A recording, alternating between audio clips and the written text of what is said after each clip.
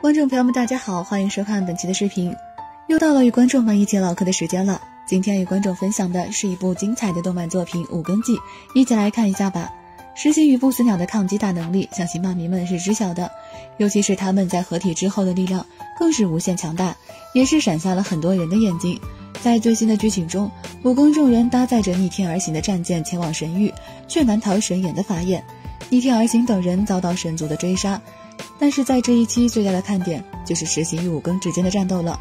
石行非常的嚣张，一副来打我的样子，让五更忍不住出手了。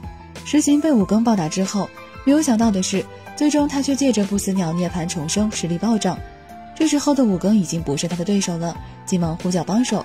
一般情况下，石行实力暴涨，主角也应该爆发出让人意想不到的威力。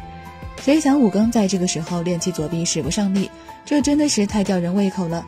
五更的练气术是经年累月修炼才有了今天的结果。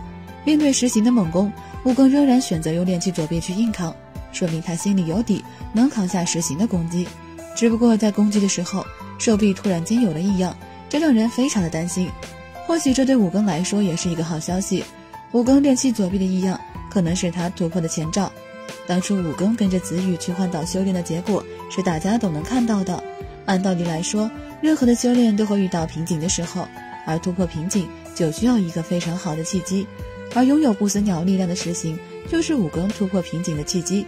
所谓遇强则强，所以有很大的可能性是五更突破的前兆。在后续的剧情中，五更的练气左臂会变成一只强悍无比的金色手臂，外观上与现在有很大的变化。观众们觉得五更练气左臂失灵是因为何原因呢？今天的视频就到此结束了，欢迎在视频下方留言，咱们下期再见。